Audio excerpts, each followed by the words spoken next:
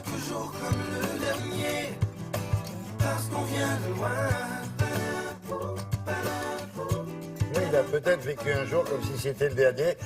La guerre en Syrie a débuté il y a 6 ans à peu près. Pas une journée ne se passe sans que la presse, la télévision, la radio ne fassent état de bombardements et de massacres. Alors cette guerre nous touche d'autant plus à nous, Français, Européens. C'est que des millions de réfugiés demandent asile à ces pays européens en particulier. Alors c'est justement l'histoire de l'un de ces réfugiés parmi d'autres dont nous allons vous parler rapidement. Marie, ce jeune homme dont on voit la photo là, que vous avez rencontré, a eu un destin assez extraordinaire.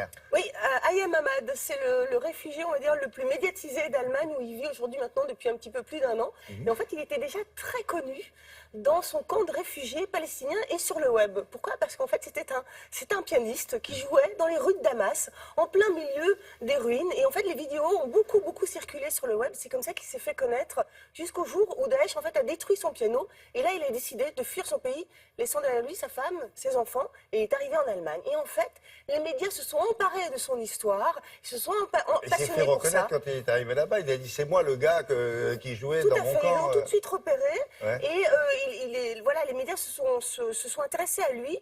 Les Allemands ont été sous le charme. Il a commencé à faire des concerts qui affichaient complet. Aujourd'hui, il a plus de 180 concerts. Il a reçu une trentaine de pianos par des généreux donateurs. Et il a rencontré les plus grands. Et même lui, il n'en revient absolument pas. Non, mais en plus, c'est un débutant. Enfin, il est... Oui, c'est exactement. Voilà. Oui, en fait, vous allez voir, il joue pas très bien. C'est pas un très bon chanteur, mais il fait tout ça avec beaucoup de cœur. Et on ressent vraiment la souffrance. Ça lui permettait de mettre un peu de joie dans le camp en question quand il était là-bas. Exactement. Ouais. Allez, on regarde.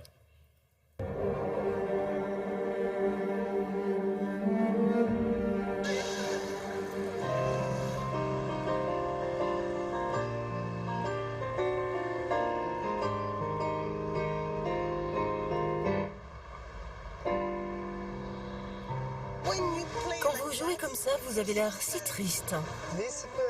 Avec cette chanson, j'oublie qui je suis, mes souvenirs, et j'oublie d'où je viens. C'est bon de jouer du piano ici à Wiesbaden, mais quand je joue, il y a beaucoup de choses qui me reviennent de cette période à Yarmouk.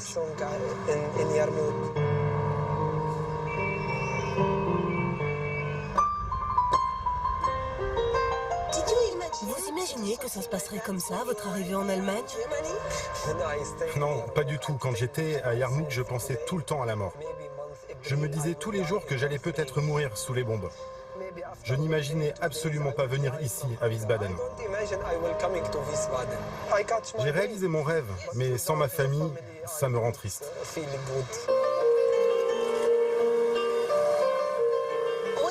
Quand vous jouez, est-ce que vous jouez des chansons syriennes? Je joue mes chansons à mes concerts, mais je joue aussi du Mozart, mais avec un style arabe. Je vais vous jouer quelque chose.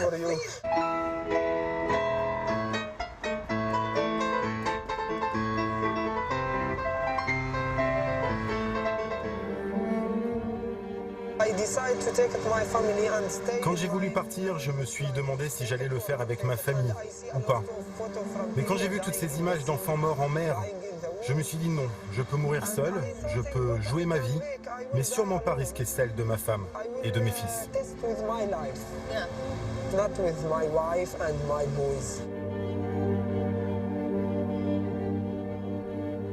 Quand vous étiez en Syrie, vous avez joué du piano dans les rues.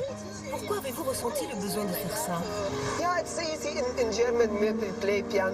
Oui, ici en Allemagne, c'est facile et normal de voir des gens jouer dans la rue. Mais en Syrie, personne ne connaît le piano. Les enfants venaient me voir jouer. Et tout le temps, ils faisaient comme ça, sur le piano. Beaucoup d'enfants adorent la musique.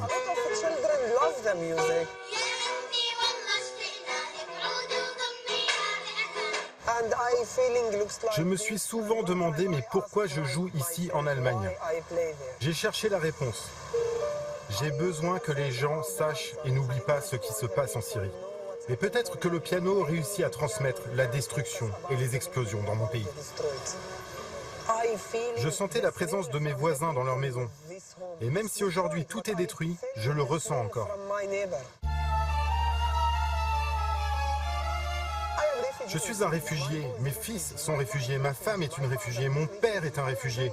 Je suis fatigué d'être un réfugié. J'aspire à une autre vie, dans un autre environnement, ici en Allemagne. Je veux être un citoyen allemand. Ça se fera dans 5, 7, 9 ou 10 ans. J'ai besoin de ça pour être un homme normal et non plus un réfugié.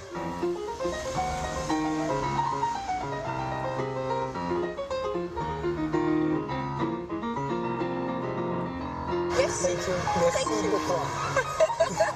Merci beaucoup. Beaucoup. Thank you, merci beaucoup. Dans cet entretien, j'ai cru comprendre qu'il disait que une partie de sa famille était restée là-bas, sa femme. Alors non justement, sa femme et ses enfants ont enfin pu le retrouver Ah, en ça y est. Allemagne, à Wiesbaden, il y a vraiment quelques Mais mois. c'est là. grâce à ça, alors, finalement. C'est grâce à sa notoriété acquise. Ah, mais oui, mais c'est bien sûr que c'est grâce à ça. Et en plus, il a même un permis de séjour de 3 ans maintenant. Voilà. Très bien, merci Marie.